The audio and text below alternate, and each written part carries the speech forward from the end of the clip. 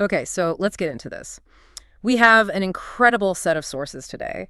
We're essentially tracking a single life, a really extraordinary journey. Yeah, it spans from, pre-war Zagreb all the way to a professorship in Canada decades later. Exactly. And it's less a straightforward biography and more a story of radical forced transformation. It really shows the sheer will it takes to rebuild a life when literally everything is stripped away. That's absolutely the mission of this deep dive. Our main source is this really profound personal memoir. It covers his early life, his high-stakes defection from communist Yugoslavia, and just the immense effort it took to build a new identity. Right. And what's so crucial for you to grasp here is how global events, World War II, a communist takeover, the Cold War, how they can just strip a life of privilege down to absolute zero. It forces a complete reinvention. So that's the path we're going to trace. We'll start in this bustling, pretty secure life in downtown Croatia, then follow the chaos of defection across Europe, land in the cold reality of Canadian logging camp, and finally arrive at this hard-won academic triumph. It's a roadmap of rebuilding, one piece at a time. So to really get the scale of the transformation, we have to start at the beginning. At the height of all that prosperity in Zagreb in 1935. Right. He was born on April 1st, April Fool's Day, of all days. And the sources have this amazing, almost cinematic little story about his birth. They do. His father's propane-powered Opel stalled while climbing this hilly street, Petrova Street. So his mother had to climb the rest of the way to the hospital alone. Yeah. It's a detail that immediately gives you a sense of the family's resourcefulness, but also, their comfortable life. They had a car, an Opel. And his name is pretty telling, too, isn't it? It's incredibly telling. His mother wanted to name him Jeliško or Hilimir, and that translates to one who desires peace. Wow. Knowing what came next, that's deeply ironic. Profoundly. And this wasn't some humble family. They were part of Zagreb's rising merchant class, living right downtown in the affluent Doljski grad. On Petrinska Street. And the source of all that prosperity was their business. A very strategic one. The Gostiona I Hotel, Iljusni Aru. Which means a railway's man hotel and pub. Exactly. They were right next to the main railway terminal, so business was just booming. And what was that domestic life like? The sources paint a pretty crowded picture. Oh, it was packed. They shared a 3-bedroom apartment with 8 family members, plus their live-in nanny, Sofija Fabijan. Sofka. And she seems like this silent, really tireless pillar of that early life. The author called her job an elephantine task. She was. And she's also key to this other surprising cultural detail. She taught the children Slovenian. In Zagreb. Why Slovenian? She insisted on it. If they wanted any of the little trinkets she brought home, they had to speak Slovenian to her. So you have this Croatian family deep in the capital learning Slovenian from their nanny. It shows this kind of wonderful interconnectedness that politics would later try to just erase. It does. But speaking of unusual chores, there's a story about the father's famous wine cellar that gives you a hint of maybe the emotional cost of that prosperity. Oh, right. This was the author's childhood job. His job was to be lowered into these huge oak wine barrels through a trainee opening to wash the insides for hours. That sounds absolutely terrifying for a child. I mean, just the claustrophobia. It was psychological torment for him. He said it felt like being trapped in a huge vertical cement mixer. Dark, cold, and then the humiliation. His friends nicknamed him the wine boy. He hated it. His clothes, his skin, everything smelled of wine for days after. So even in this privileged life, there was this hard, isolating, frankly dirty labor. And it really puts his father's ambition into a tragic light, doesn't it? He's buying up houses. Constantly expanding. He had this dream, and the sources really stress this, of giving each of his children a house on their wedding day. They were building this fortress of security only to have it all just vaporize. And then it all shattered. The first tremor was political. 1941, the German invasion creates the NDH, the independent state of Croatia. Okay, we need to pause here for a second. The NDH was a World War II puppet state of the Axis powers. We have to report impartially that the sources say many Croats at first welcomed the Germans as liberators from the old Yugoslav monarchy. Which had been very Serbian-dominated. Yeah. But that political experiment quickly dissolved into a brutal civil war against Tito's communists. And that chaos hits the family directly. Immediately. Their pub was right by the railway station, a huge strategic target. So the area was constantly being bombed or fought over. They had to move. To a cottage on the edge of the city, Pantovichak? Safer, yeah, but the innocence was gone. The real collapse came in May 1945. He was only 10, watching the German and Ustasha armies retreat. And at the same time, partisans are showing up at their cottage demanding food, money. Even though the currency of the kuna was totally worthless. The sources say a sack full of cash couldn't even buy a loaf of bread. And back the pub. The back room had basically become a barter market. An army surplus store, fleeing soldiers, trading watches, typewriters, anything for a bit of wine. But the real devastation came with the new communist regime. This is where they lose everything. Not just seized, right? The father was personally targeted. The first act of the new government was total confiscation. The hotel, the pub, the houses, all gone. And then the personal blow, his father's arrest. The charge was profiteering and exploitation of the working masses. It seems like it was purely political retribution. He was accused of hiding foreign currency, he was tortured, and then sentenced to 2 years in prison. No appeal, no lawyer. So this wasn't just losing property. It was the state violently declaring that their entire way of life, everything they'd built, was criminal. It destroyed their future. And here's the detail from the sources that just done. It's so powerful. The authorities had no way to feed the inmates. So the families had to do it. The responsibility fell on them. So the young author, just a boy, had to bring food to the city lockup twice a day, every day. That's agonizing. And they knew the guards were skimming the best food for themselves. Right. They passed the leftovers to the prisoners. But the family kept doing it. This little daily act of defiance, just to make sure their father got something. While this is all going on, what's he doing? How does a kid cope? His mother leaned heavily on her religious faith. For him, the escape was, well, it was pure effort. He enrolled in the men's high school and just threw himself into sports. Handball, mountaineering, speleology. Anything physical and demanding. The Julian Alps became his refuge.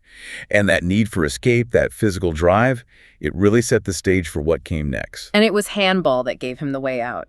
1953, the team tours Austria. 6 games in 6 days. The tour ends in Vienna.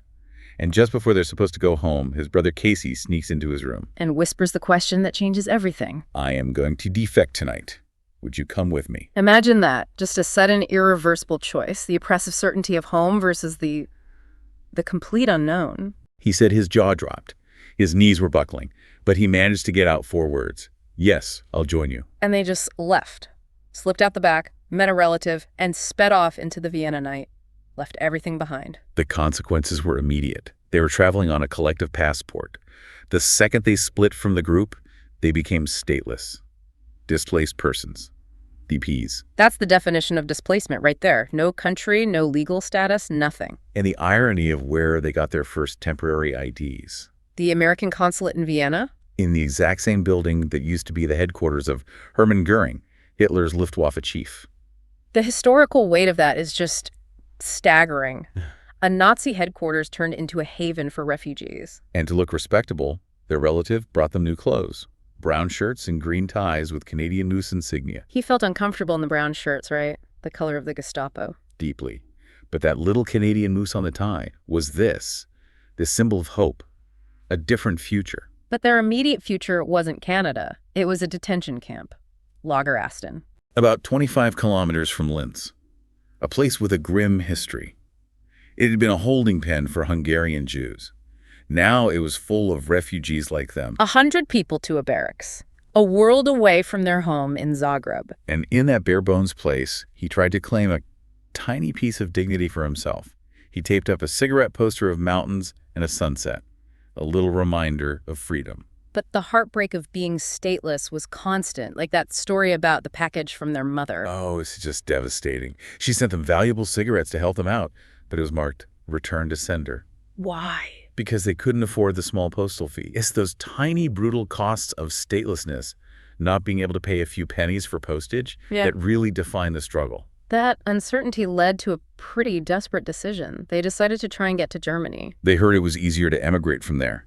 So they tried to cross the border illegally from Salzburg.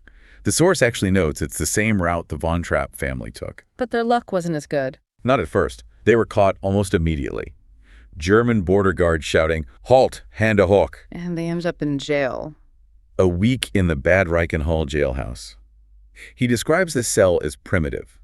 A narrow bed anchored vertically to the wall so you had to eat standing up. And then they were just released. Yeah, surprisingly. They were just dumped back at the Austrian border and told never to come back. But they did. Immediately. They just brushed themselves off, walked briskly back into Germany, and this time they made it to Munich. Second time's the charm. So once in Munich, they find work. Yes, as guards in the U.S. Army Ordnance Depot in Germersheim, a critical war reserve depot. This gave them stability, a real income. The author, because of his age and musical background, got assigned to the army band. Right, so he's traveling around the American demilitarized zone playing music while Casey's working guard duty. The discipline was intense. Matchbox sharp bed corners, spotless floors. But outside the base, there was a bit of a life. And that's where Casey met Leila Haselman. A tragic affair. They fell deeply in love, but her wealthy parents stepped in. They forbade her from marrying a foreigner and a lowly DP. A devastating reminder of their status. It was. It showed that even with a job and some safety, that stigma of being stateless just followed them everywhere. So after that heartbreak, all their hope is on getting out of Europe. The U.S. visa application comes back. Negative. Yeah. A rejection. The issue was a spot on the author's lung from childhood pneumonia. The U.S. saw it as a medical liability. And rejected him. But Canada, the land of the moose on his tie, was more pragmatic. They issued the visas, but required regular monitoring of the condition. That must have been the moment. It was everything. The Eagles have finally landed, is what he reportedly said. And this was all facilitated by Caritas Croata, right? A humanitarian group. Yes, they paid for the entire trip across the Atlantic and then across Canada as a loan. A loan the brothers promised to repay as soon as they found work. Their destination was Vancouver. It was kind of fulfilling an old family dream. Exactly. Their father had worked in Canada decades earlier, but went home, missed the chance to buy land in West Vancouver when it was $1 an acre. So on May 23rd, 1955, they set sail on the Castel Felice. The Castle of Happiness. Though it was a rough 13-day trip, he was seasick most of the time. But seeing Quebec City, the Chateau Frontenac, that signaled the start of a new life. And that relief was quickly replaced by a very long, uncomfortable train ride. On wooden benches all the way across Canada, the sources really emphasized the sheer emptiness of the landscape compared to Europe. And that great little moment of culture shock in Winnipeg. Encountering the word hamburger for the first time, they had to look it up in a dictionary to figure out what to eat. Incredible. So now their goal is singular. Make money, fast, repay the debt, put down roots. They land in BC, head to Port Alberni, and then on to Tahsis, this isolated company logging town. Accessible only by flu plane. Talk about a culture shock. From the heart of Europe to a BC logging camp. And the hard labor began immediately. Working the green chain, this wet, unforgiving conveyor belt of fresh-cut lumber. Then he moved to loading ships, and that's where he got injured. A heavy piece of lumber fractured his ankle. He says it still affects him today, but the motivation was just immense. He worked overtime, triple time, really big money, he called it. And it paid off. In less than a year, they put a down payment on a house in Victoria. That's resilience right there. Trading a life of intellectual promise for short-term, back-breaking physical labor to secure a foundation. And Tahsis sounds like a real frontier town. Oh, completely. One RCMP officer for the whole place. And the main social activity was illegal gambling in the shower stalls. A far cry from the opera halls of Zagreb. Very far. But then family arrived to anchor this new life. Maja came over in December 1957. And they married on Christmas Day. A very stark ceremony. No white dress. Just her traveling clothes and a borrowed hat. And the priest apparently used the service to rail against Tito communism. Maja's first impression of Tahsis was not great. Predictably grim. A sawmill, trees, no Eiffel Tower. She called her first little apartment a prison cell. But it was a means to an end. By 1958, they'd moved to Vancouver, and the pivot to academia could finally begin. But the grind was now twofold. Right. His English was still weak, so he took a job as a janitor and window cleaner to improve it. Then he became a welding helper at a sawmill for better pay, all while planning to study. And his mother, Katarina, arrived in 1959. She only spoke Croatian. Which had this amazing, unexpected benefit. Their young son, John, became fully bilingual by age 3. His mother was helping preserve the culture for the next generation. Then, in 1961, the big step, he was provisionally accepted into the Slavonic Studies program at UBC. The huge hurdle was the required English 099 course. He found it frustrating and demoralizing. After years of physical labor, now he's tackling the abstract structure of a foreign language at a university level. And May's support was critical here. Absolutely. She left waitressing, took a technical course, and got a better-paying typist job at the East Asiatic Company, the same company he'd worked for. She took on that demanding job so he could focus on his studies. The dedication was incredible. He was a teaching assistant in the mornings, a student in the afternoons. He got his BA in 1964 and his MA in 1966. And he had multiple teaching offers, but he chose the University of Victoria. Yeah, even though the salary was significantly lower, just $6,000. But he and Maja had visited, and they just liked the city. After years of being pushed around by circumstances, they finally made a choice based purely on personal happiness. And that choice led to a distinguished career. He eventually took time off to get his PhD in Nottingham in the UK. His daughter Kathy was born there, getting dual citizenship. He returned to UVic as a full professor. The journey was complete, from the son of a pub owner and a window washer to professor emeritus. When you step back and look at that whole trajectory, it's just staggering. From the prosperous heart of Zagreb through statelessness through the BC frontier to the highest ranks of academia. It shows the value of determination, but also those crucial support networks. His mother, Caritas Croata, and especially Maja. His life is this powerful testament, really. It shows that losing everything, your property, your country, your identity, it doesn't mean you lose the capacity to build something new, something lasting. But the pivot point, the single decision that directed this whole life, it's back in Section 4. Right, the visa applications. Exactly. He was rejected by the United States because of a perceived medical liability, that spot on his lung. But Canada accepted him. That decision ultimately gifted Canada a professor emeritus. It raises a really interesting question.